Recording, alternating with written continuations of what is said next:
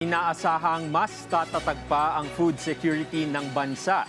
Ito ay sa harap ng patuloy na rehabilitasyon at pagpapalawak ng Navotas Fishport Complex na dati-rati binabaha.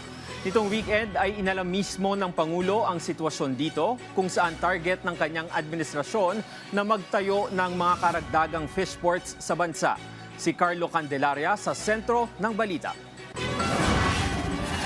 Personal na binisita ni Pangulong Ferdinand R. Marcos Jr. ang Navotas Fishport Complex sa Barangay North Bay Boulevard South sa Navotas City para inspeksyonin ang rehabilitasyon at pagpapalawak ng Philippine Fisheries Development Authority o PFDA doon. Mainit siyang sinalubong ng mga fish traders at fish porters na tinatawag na mga batilyos pagdating niya sa fishport.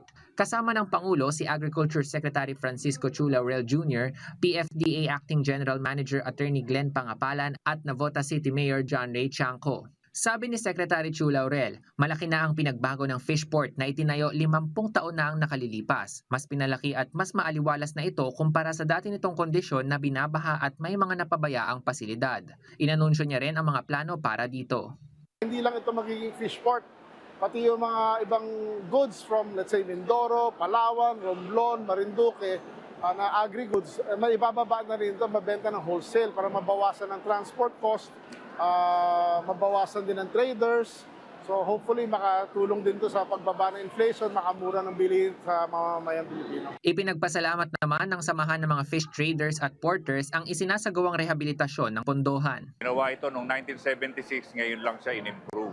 Ang unang bumisita dito ay si former President Ferdinand Marcos.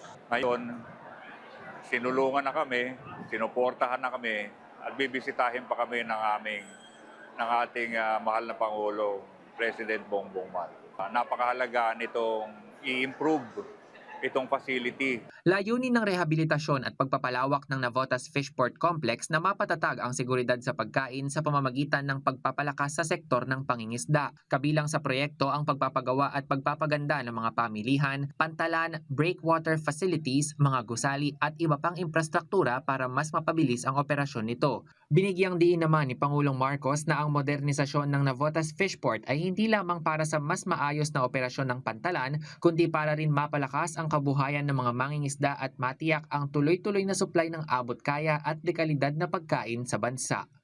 Carlo Luis Candelaria para sa Bayan.